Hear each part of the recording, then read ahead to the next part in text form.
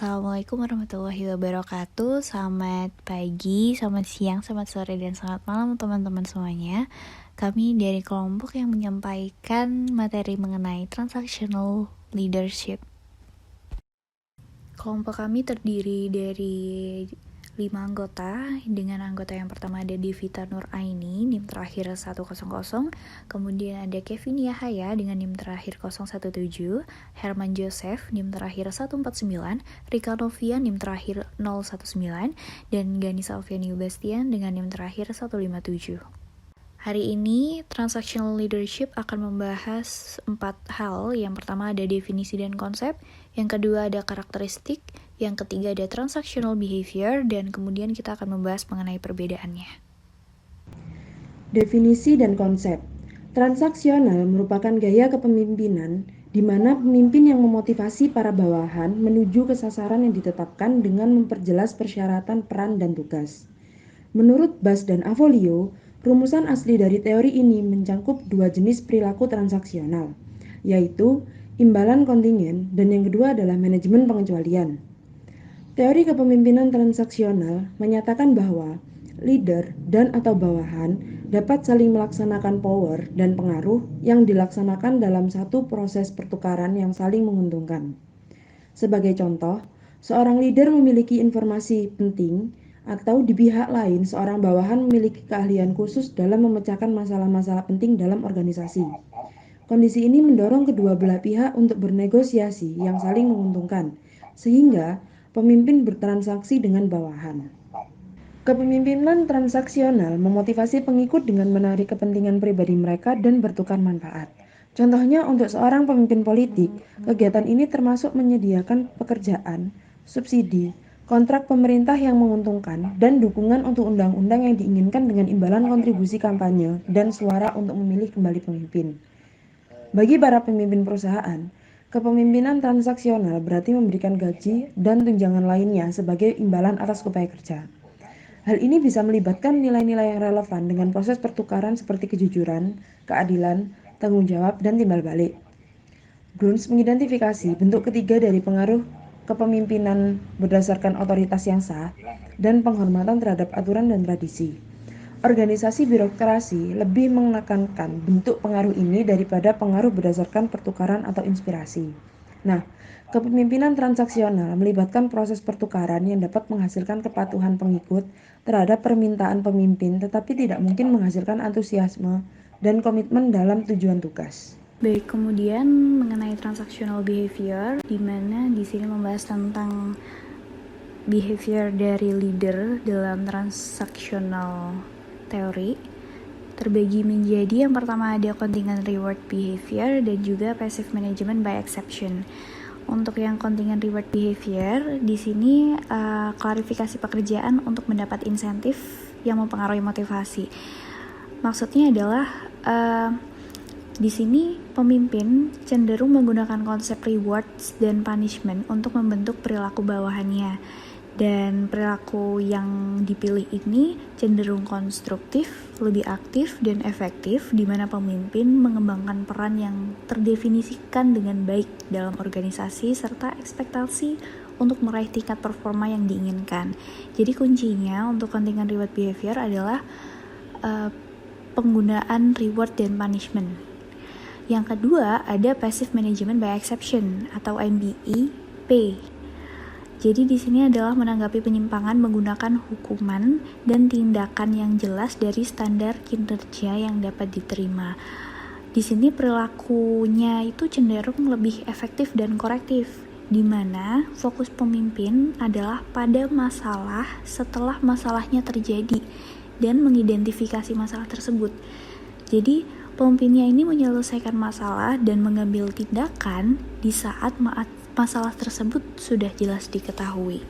Kemudian ada juga active management by exception. Di sini pemimpin mengidentifikasi kesalahan dan menegakkan aturan untuk menghindari kesalahan. Jadi perilaku ini cenderung lebih aktif dan efektif karena pemimpin mencoba mencari apa yang belum tepat dan apa yang sudah tepat di organisasinya. Jadi di sini pemimpin juga memonitor performa kerja dan mencari penyelesaian masalahnya sebelum terjadi masalahnya.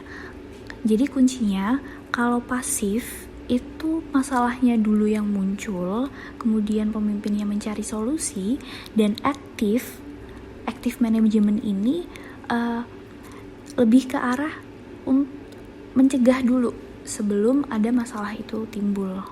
Seperti itu. Nah, yang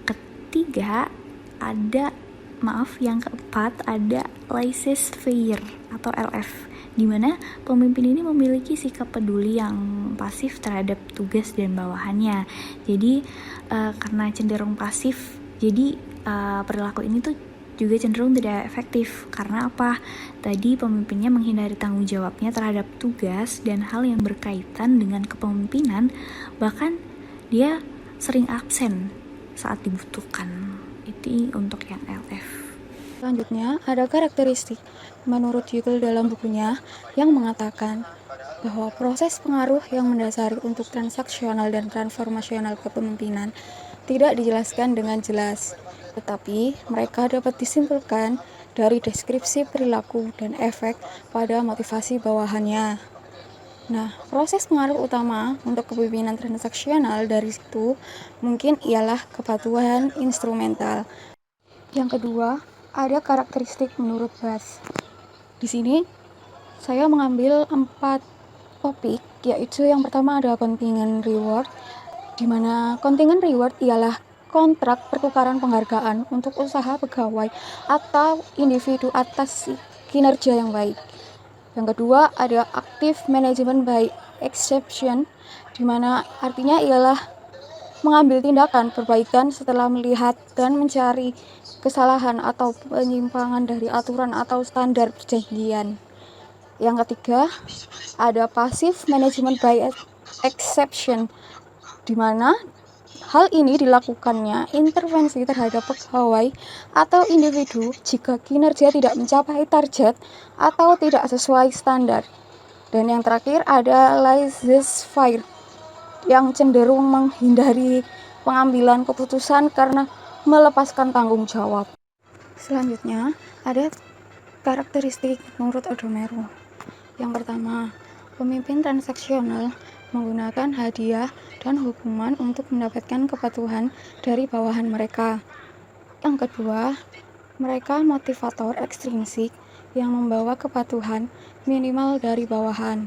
Yang ketiga, mereka menerima tujuan, struktur, dan budaya organisasi yang ada. Keempat, pemimpin transaksional cenderung direktif dan berorientasi pada tindakan.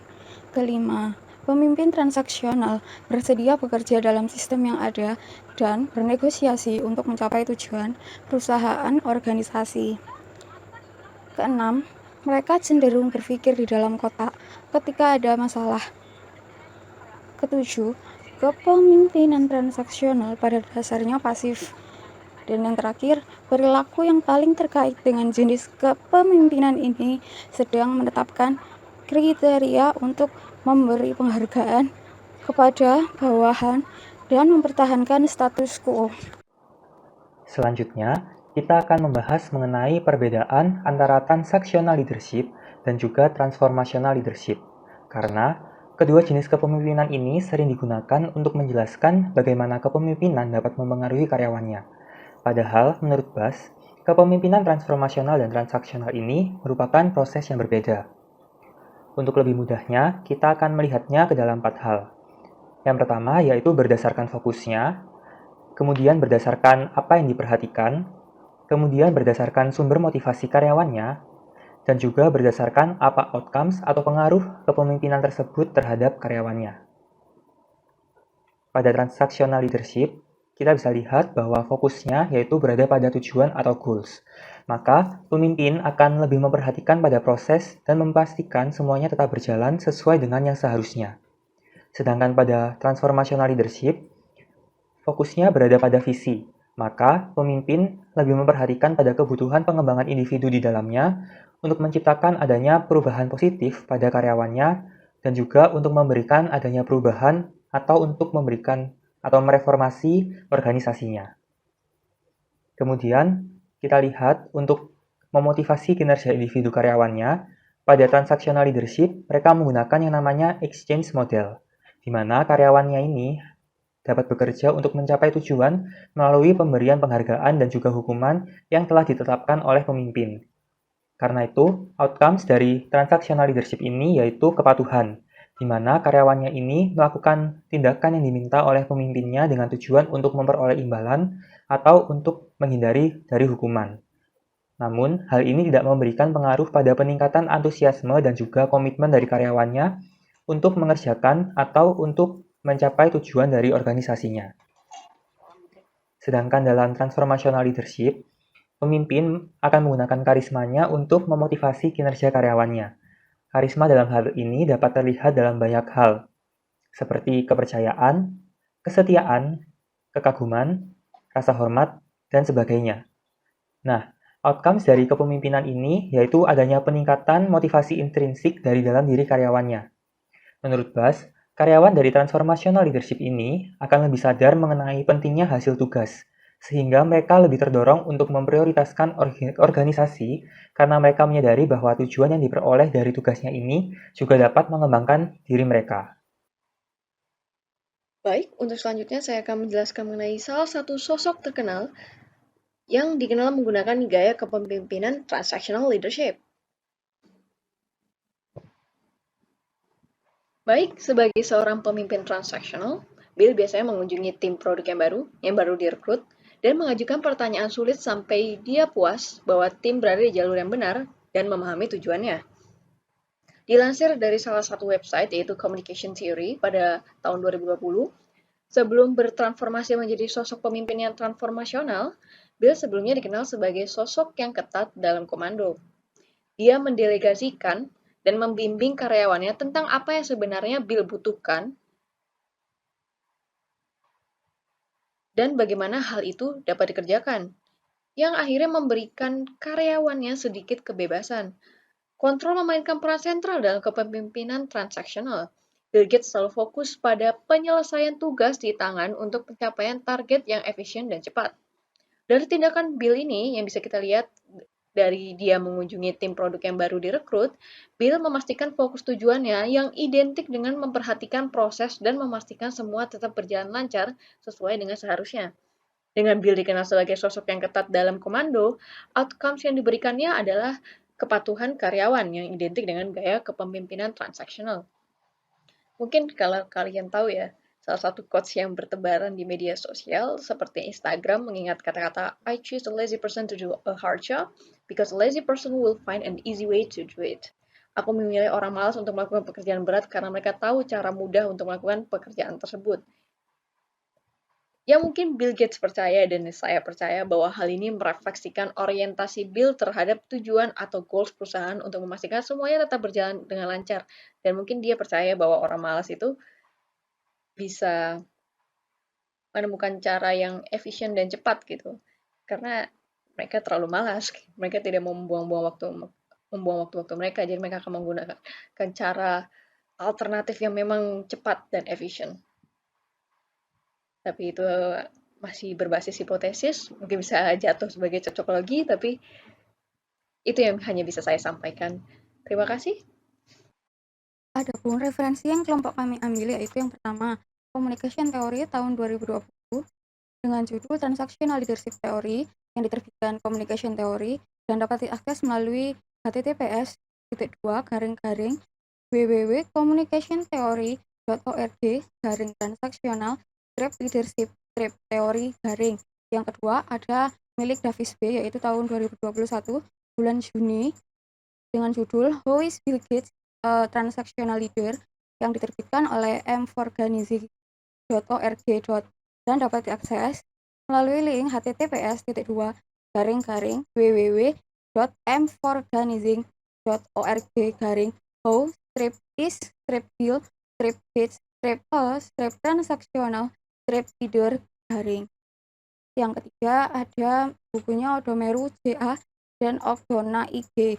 yaitu tahun 2013 bulan Juni dengan judul Transformational vs Transactional Leadership Theory yang menjelaskan tentang evidence in literature, terbitkan oleh International Review of Management and Business Research 2 nomor 355 sampai 361. Terus bisa diakses melalui link https://brwww.irm.br-paper-13749.pdf.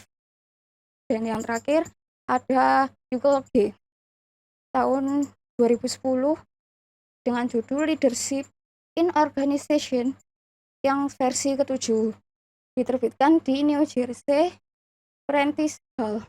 Sekian presentasi dari kelompok kami, kurang lebihnya mohon maaf. Atas perhatiannya saya ucapkan terima kasih. Wassalamualaikum warahmatullahi wabarakatuh.